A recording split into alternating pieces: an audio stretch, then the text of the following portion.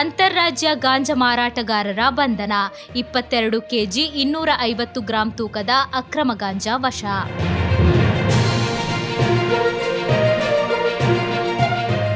ಮಂಗಳೂರಲ್ಲಿ ಅಂತಾರಾಜ್ಯ ಗಾಂಜಾ ಮಾರಾಟಗಾರರನ್ನು ಬಂಧಿಸಲಾಗಿದೆ.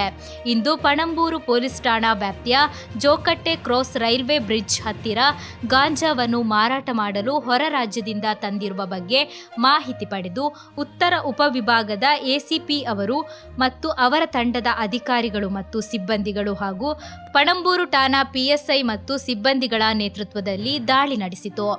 ಇದೇ ವೇಳೆ ಆರೋಪಿಗಳಾದ ಕರಣ್ ಬಾಬು ರಾಮ್ ಜಾಧವ್, ಸಮೀರ್ ಶಾ, ಎಂಎಚ್ ಮೈಯದಿ, ಇಬ್ರಾಹಿಂ ಖಲೀಲ್ ಎಂಬವರನ್ನು ಬಂಧಿಸಿ ಇವರ ವಶದಲ್ಲಿದ್ದ 22 ಕೆಜಿ 250 ಗ್ರಾಂ ಗಾಂಜಾ ಮತ್ತು 6 ಮೊಬೈಲನ್ನು ಹಾಗೂ ಗಾಂಜಾ ಸಾಗಿಸಲು ಬಳಸಿದ 2 ಸ್ಕೂಟರ್ಗಳನ್ನು ಸ್ವಾಧೀನಪಡಿಸಿಕೊಳ್ಳಲಾಗಿದೆ.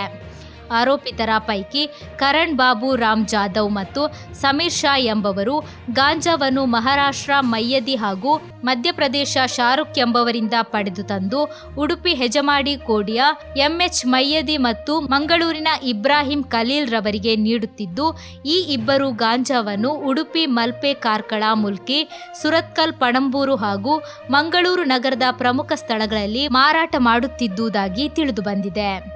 ಈ ಹಿಂದೆ ಕೂಡ ಹಲವು ಬಾರಿ ಗಾಂಜಾವನ್ನು ಅಕ್ರಮವಾಗಿ ತಂದು ಉಡುಪಿ ಜಿಲ್ಲೆ ಮತ್ತು ಮಂಗಳೂರು ನಗರದಲ್ಲಿ ಮಾರಾಟ ಮಾಡಿರುವುದಾಗಿ ತಿಳಿಸಿದ್ದಾರೆ.